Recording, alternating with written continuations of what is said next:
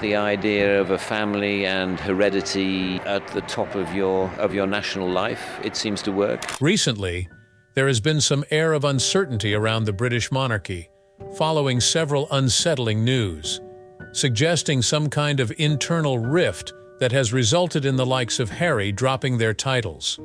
Also, King Charles's health has been on a steady decline ever since he took charge, making the future of the throne uncertain. One would ask what the public is to expect from all these.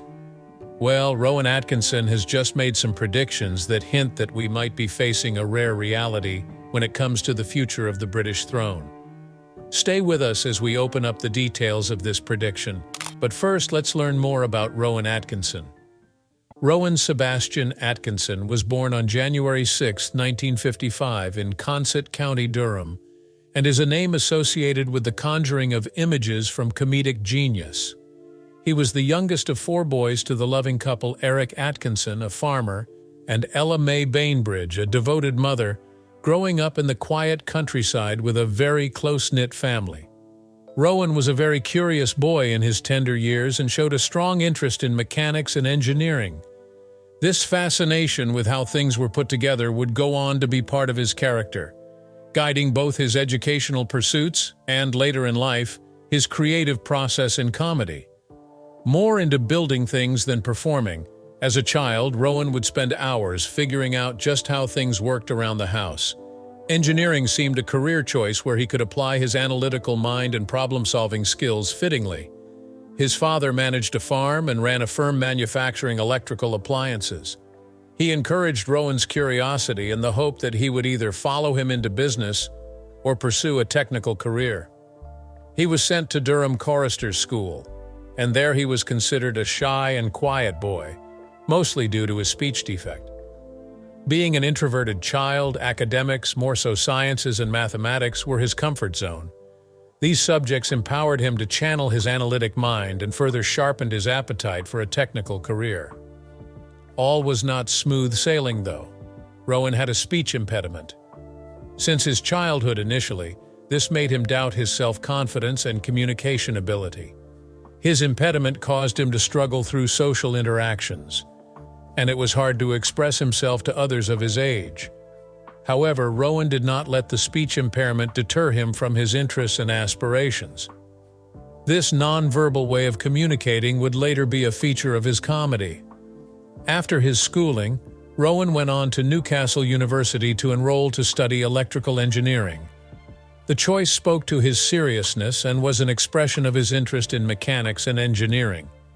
He was a good student in Newcastle, but soon found another fascination that put him on a path to acting. He joined up with the university's drama club and began to work on comic characters and routines. His stutter, once such a hindrance, gradually lightened its burden as he found that through his comic persona, he could speak to audiences in ways that did not demand verbal fluidity. Instead, he would emphasize physical comedy, facial expressions, and unusual body movements to help him communicate with his audience. He went on to do his master's in electrical engineering at the Queen's College at Oxford. It was now in Oxford that his interest in acting would eventually start to sprout.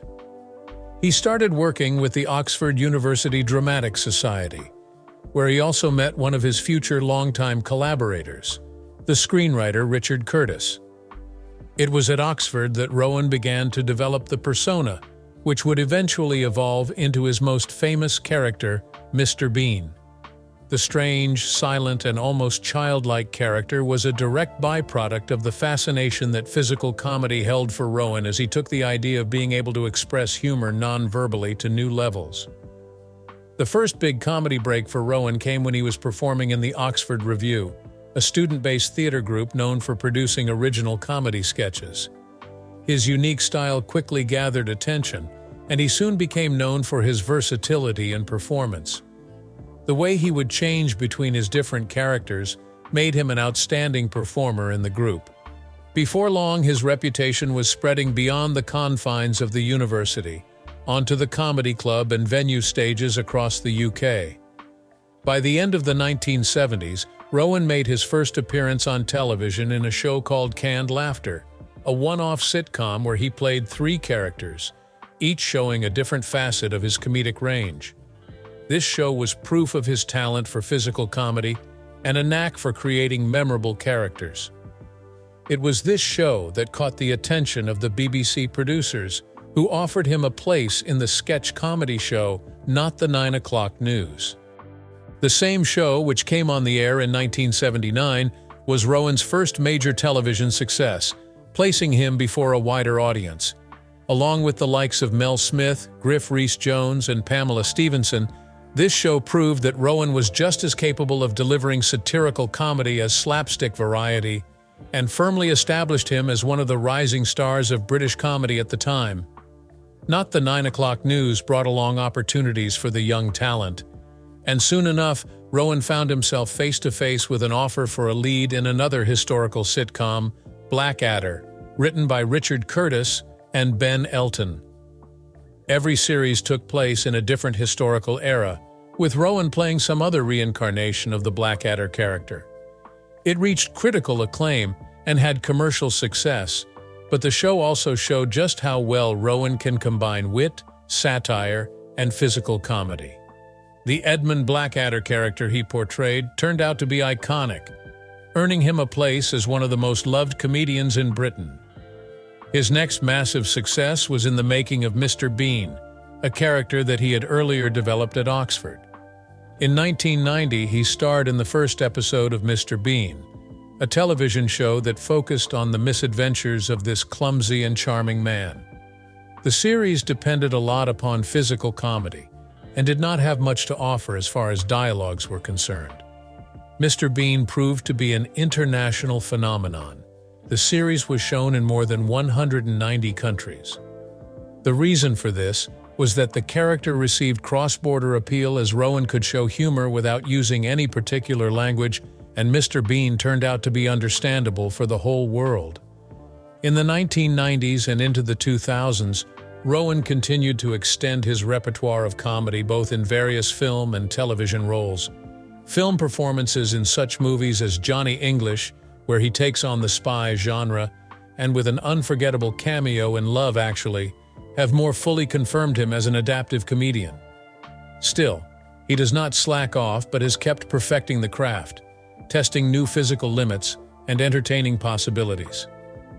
In 1981, Atkinson received the BAFTA Award for Best Entertainment Performance for Not the 9 O'Clock News, an early career milestone that recognized his talent in satirical comedy.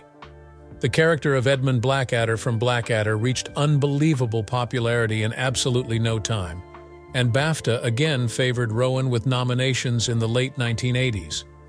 His role as the hapless Mr. Bean first appeared on British television in 1990, won international acclaim, and gave birth to a successful franchise of movies and animated series.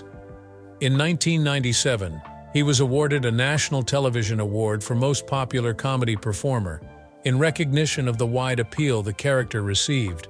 Besides his screen successes, Atkinson's reach is extended into the advocacy for freedom of speech, particularly in the comedy genre. He has been very vocal concerning legislation that he feels will hamper free expression and creativity. In 2005, he took to the fight against the UK's Religious Hatment Bill, which he felt criminalized speech that was offensive to religious groups. He believes such a bill is bad for free speech and can call for comedians, among other entertainers, to be censored. He spoke with passion at an event in the House of Lords, underscoring his belief that freedom of speech was sacrosanct, even when that speech might offend. Thanks in large part to his efforts and those of other advocates, the bill had already been reviewed for most key provisions. In 2012, Atkinson led opposition to Section 5 of the UK Public Order Act, which criminalized speech likely to cause harassment, alarm, or distress. He said the law was ripe for abuse and could harm legitimate expression, especially in comedy. Rowan testified before Parliament and made a strong case for reform. This eventually led, along with representations by free speech organizations, to the rescinding of the odious clause, to the delight of all free speech lovers in the UK. Atkinson has also publicly supported organizations working for the protection of freedom of expression, such as the Index on Censorship. He has gone on to argue on many occasions that comedy should be free to tackle contentious subjects, as the genre represents a kind of social commentary. He does believe offensive content is uncomfortable, but at the same time, such restriction will only ensure a slippery slope where any form of expression that might be considered controversial could be silenced. Atkinson's commentary also shines a spotlight on the British monarchy, highlighting possible changes that could shock everyone. But before we go into that, let's look at some of the issues that have necessitated these changes. Over the past several years, the British monarchy has been at the center of quite a number of controversies and personal disputes culminating in public exposures that put its members under hard scrutiny. Perhaps the most noticeable upheaval started with Prince Harry and Meghan Markle's decision to step back from their senior royal functions at the beginning of 2020.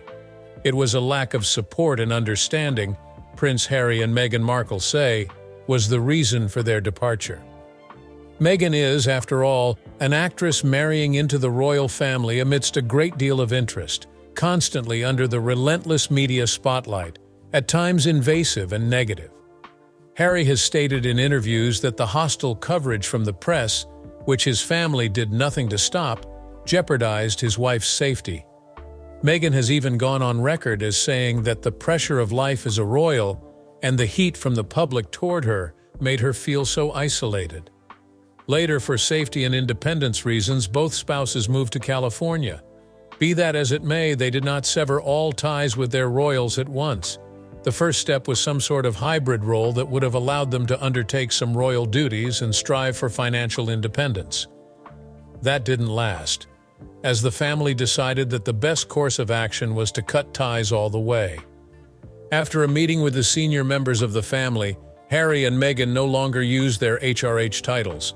Also, Harry's memoir, Spare, which came out at the beginning of 2023, further widened the chasm between him and his family, most of all with King Charles and Prince William. Harry reminisces about what it felt like to grow up in the royal family and shares complicated relationships with his family in the memoir. He spoke of incidents that included a confrontation with Prince William and how over the years he has felt like an outcast among his own family. Harry then goes on to illustrate other instances where there was a lack of support over Meghan's struggles with health and safety concerns. This memoir disappointed and frustrated King Charles, as something in it really upset him. They did cross some boundaries of discretion associated with the House of Windsor. On one hand, Harry felt he had a reason to tell his truth. On another, the memoir was seen by some in the family and the public as an unwelcome airing of grievances, one that ran counter to the royal family's long-standing stoic public image. Also, with Queen Elizabeth now deceased, the role of Queen Camilla is much more pronounced, and such a shift has not gone without controversy. This growing role by Camilla is said to have sharpened differences with the Princess of Wales, Catherine. Whereas Catherine had been considered the model of royal decorum and duty, her relations with Camilla would now appear complicated. The observers have also commented that both Catherine and Camilla vary a lot in their style and approach towards the discharge of royal duties.